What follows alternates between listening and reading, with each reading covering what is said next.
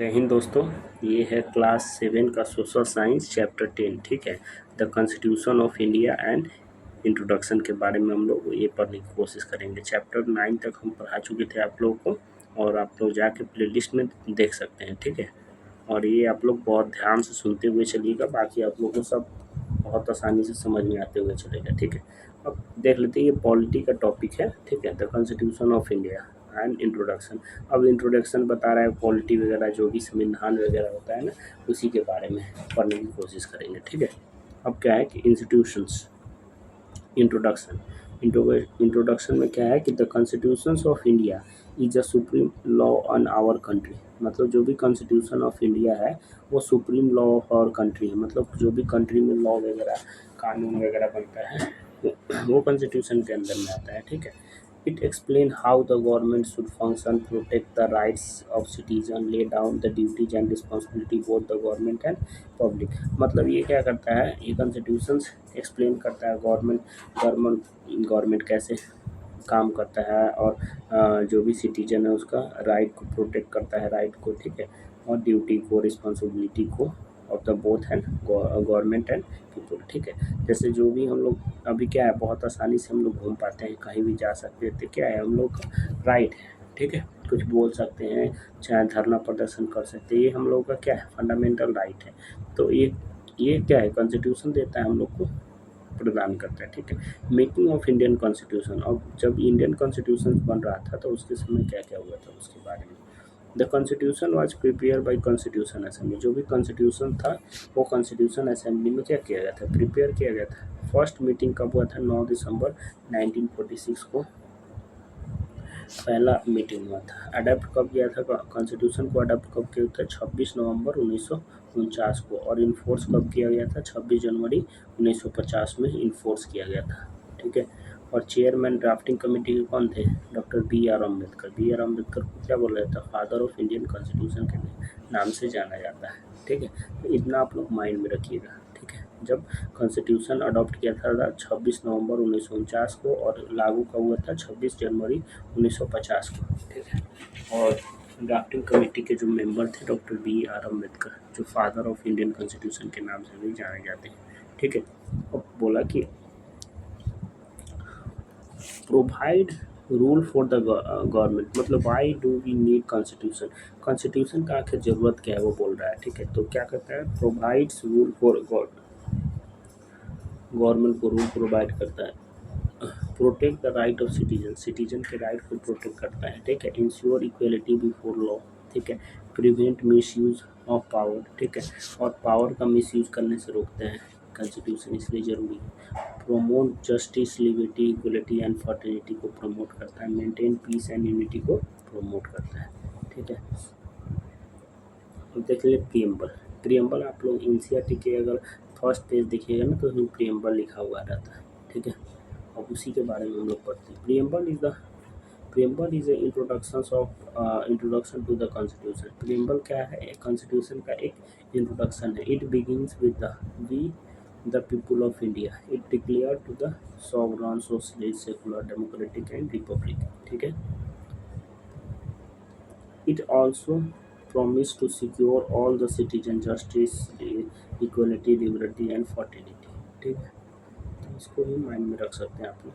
अब fundamental right, fundamental क्या right होता है, जो प्रत्येक इंडियन सिटीजन को राइट मिलता है। ठीक है, और इसके बाद आप हायर क्लासेस में इसको और एलोबरेट करके हम आपको बताएंगे। ये हायर क्लासेस में और भी अच्छा से बताया गया कि every Indian has a certain fundamental right. अभी क्या है, 6 फंडामेंटल राइट है।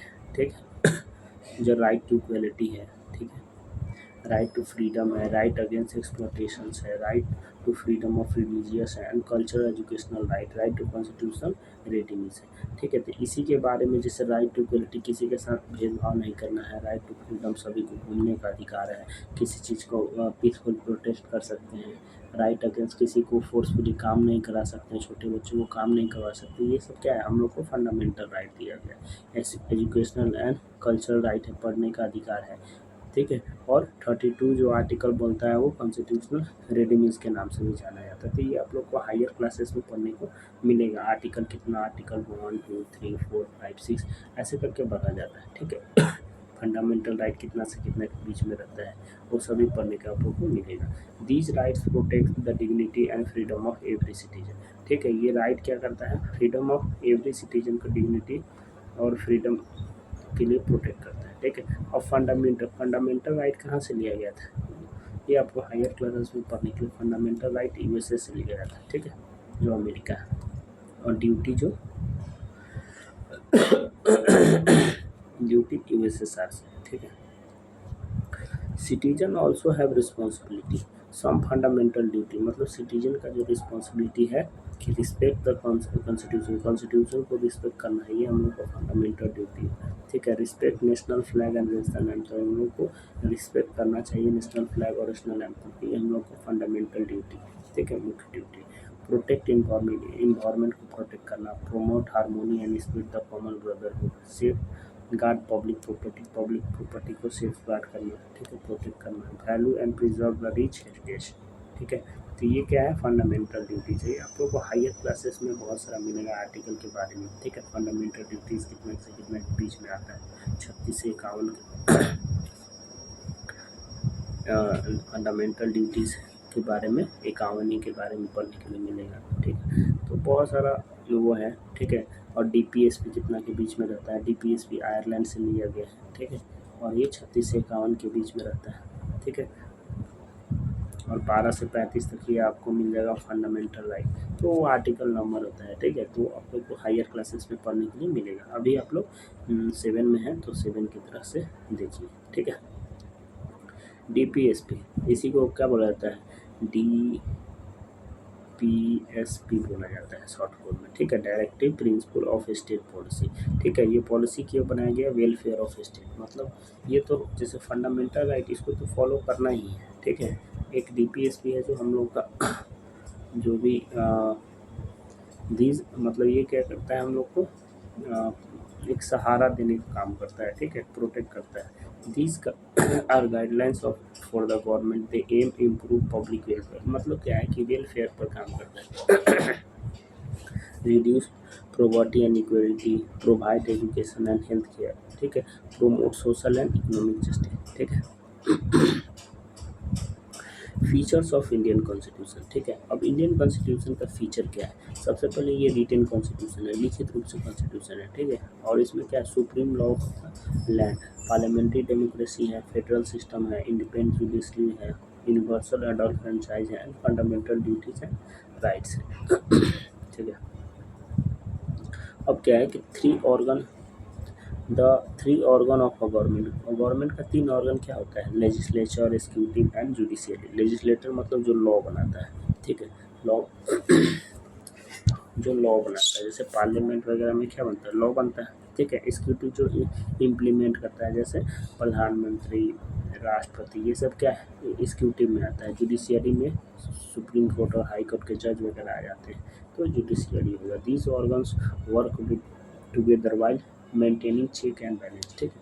तो इंडिया में जो है ये 3 ऑर्गन है गवर्नमेंट का, हम लोग का लेजिस्लेचर का मतलब क्या होता है कि जो लॉ बनाता है, ठीक है, जो बॉडी लॉ बनाता है उसको लेजिस्लेचर, एग्जीक्यूटिव जो लॉ को पालन करवाता है, इम्प्लीमेंट करवाता है, जुडिशरी जो प्रोटेक्ट करता है लॉ, ठीक है। आगे देख लेते हैं कि important of the constitution, protect democracy, ensure equal right for all, ठीक है। Promote justice and equality, maintain law and order, protect minority and strengthen the national unity, ठीक है। ये इम्पोर्टेंट हम लोग का है। आगे हम लोग देख लेते हैं कि की टर्म कॉन्स्टिट्यूशन क्या होता है। The supreme law of a country, मतलब सबसे सुप्रीम लॉ है जो कंट्री का, वो कॉन्स्टिट्यूशन है। प्रीम्बल क्या है, कॉन्स्टिट्यूशन का इंट्रोडक्शन है। डेमोक्रेसी क्या होता है, government elected by the people के द्वारा जो इलेक्ट करके गवर्नमेंट बनता है उसी को क्या बोलता है, डेमोक्रेसी, जैसे इंडिया में है, ठीक है। रिपब्लिक क्या होता है, country where head of the state elected. Fundamental right, basic right granted to the citizen. Duties क्या है, रिस्पॉन्सिबिलिटी टू सिटीजन, ठीक है। लेजिस्लेचर का मतलब पहले ही बता चुके हैं कि जो लॉ बनाता है, ठीक है। जैसे पार्लियामेंट वगैरह हो गया, एग्जीक्यूटिव जो इम्प्लीमेंट करते हैं जैसे प्रधानमंत्री, राष्ट्रपति, ये सब। जुडिशरी मतलब हाई कोर्ट, सुप्रीम कोर्ट हो गया, ठीक है। अब ये क्वेश्चन दिया हुआ है कुछ, आप लोग ये बताइए, ठीक है। क्या है, कुछ रिवीजन कर लेते हैं कि the constitution is supreme of India. It was adopted the 26 नवंबर 1949 और इन फोर्स हुआ था 26 जनवरी 1950 को। Doctor B R Ambedkar drafting committee के chair doctor B R Ambedkar थे, ठीक है। Preamble begin with we the people of India, ठीक है। India is a sovereign socialist secular and democratic republic, ठीक है। Citizen enjoy fundamental rights and have a fundamental duty. The legislature, executive and judiciary are the three organ of government. Government के तीन organ होता है, legislature, executive and judiciary. Legislature मतलब जो law बनाता है, एग्जीक्यूटिव मतलब जो लॉ को पालन करवाता है, और जो जुडिशरी मतलब जो लॉ को प्रोटेक्ट करता है, ठीक है। The constitution protected democracy, justice and equality, ठीक है। तो ये आप लोग का चैप्टर कंप्लीट हो गया है, ठीक है। आप लोग इसको नोट्स वगैरह बना सकते हैं।